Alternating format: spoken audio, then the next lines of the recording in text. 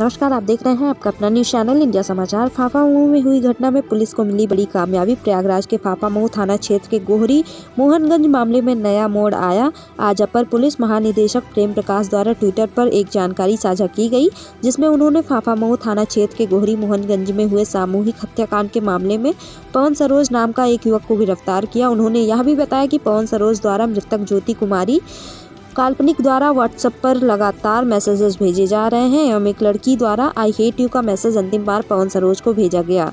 Call detail और mobile phone CDR के खजाने पर यह भी पता चला कि दोनों के मध्य कई बार व्हाट्सएप पर कॉल भी किए गए हैं और मृतका द्वारा पवन सरोज के कई मैसेज डिलीट भी किए गए हैं। उन्होंने यह भी जानकारी दी कि इस पूरे मामले में मृतका के साथ दुष्कर्म हुआ है, लेकिन यह सामूहिक दुष्कर्म में किसी एक व्यक्ति द्वारा अभी साफ नहीं है और आगे फॉरेंसिक रिपोर्ट पर यह भी खुलासा हो जाएगा। इसके अलावा उन्होंने जानकारी दी कि इस पूरे मामले में सूचना के आधार पर नया मोड़ आ गया है और पवन सरोज को हिरासत में ले लिया गया है और इसके बाद स्लाइबा को जांच के लिए भेज दिया जाएगा ताकि मृतका के शरीर से मिले स्लाइबा से मिलान किया जा सके। इस पूरे मामले में नया मोड़ आने के बाद अब यह निश्चित नहीं हो पा रहा है कि इस पूरे हत्या में किसके पीछे मुख्य कारण क्या था। अगर परिवार के द्वारा लगाए गए आरोपों को सत्य मानो तो मामला जातिगत हिंसा और वर्चस्व की लड़ाई मानी जा सकती है।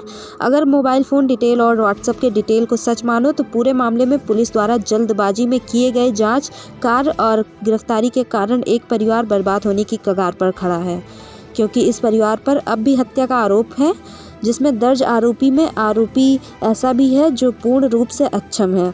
इंडिया समाचार प्रयागराज मंडल से ब्यूरो चीफ शिव कैलाश भारती की खास रिपोर्ट। खुलासा कर रहे हैं कैसे इसका खुलासा हुआ, क्या कारण था कि जिसकी वजह से हत्याकांड हुआ। थाना फाफा-मऊ क्षेत्र 4 व्यक्तियों की हत्या के संबंध में जो विवेचना की प्रगति से तथ्य आए थे, उसके आधार पर आज इसका खुलासा किया गया, जिसमें एक अभियुक्त पवन सरोज, ये लगभग 23 वर्ष का है और ये सजातीय है, मृतक पक्ष की जाति का है। इनके द्वारा लगातार लड़की को परेशान किया जा रहा था, मोबाइल पर मैसेज दिए जा रहे थे और लड़की द्वारा उसको अस्वीकार किया जा रहा था, बार बार उसको मना किया जा रहा था।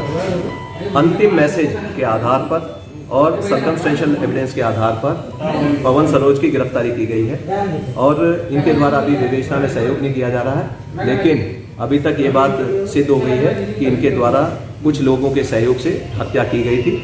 नाम के बारे में इनके द्वारा कुछ नाम बताए गए हैं, जो नाम बार बार ये बदल कर बता रहे हैं। हत्या में जो शामिल अन्य लोग हैं उनके बारे में भी विवेचना जारी है, उनकी और डिटेल्स डीएनए प्रोफाइलिंग उसके आधार पर अग्रिम कार्रवाई की जा रही है। जो अभी तक की नामजदगियां हुई थी, उन नामजदगी में उनका आपस में एक छोटा विवाद केवल मृतक पक्ष के भाई से था, उसे लेकर अभी तक कोई एविडेंस ऐसा सामने नहीं आया है कि उनके द्वारा हत्या की गई है। इस पर अभी भी जो इन्वेस्टिगेशन चलेगी, सभी कॉल रिकॉर्ड्स, डीएनए के जो रिजल्ट्स आएंगे उनके आधार पर आगे कार्रवाई की। अच्छा, पुलिस को कैसे शक हुआ सर, क्या आधार रहा पुलिस का? पुलिस के द्वारा जब मृतका का मोबाइल देखा गया तो उसमें कुछ मैसेज मिले थे और उसके साथ ही जब उन मैसेज के आधार पर पवन सरोज को पकड़ा गया तो पहले वो मना करता रहा कि मैंने कोई लड़की को मैसेज नहीं दिया, ना मैं लड़की को जानता हूँ।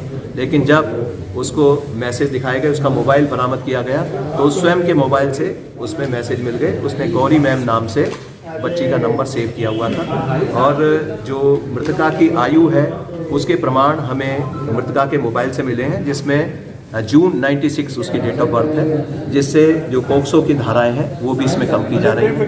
क्या इस बच्ची के साथ, युवती के साथ सामूहिक बलात्कार भी हुआ है? कुछ एविडेंस मिले हैं, खून ब्लड वो बलात्कार करने वाले अंजाम दिया है, तो अभी बाकी इसमें बरामदगियां होनी शेष है।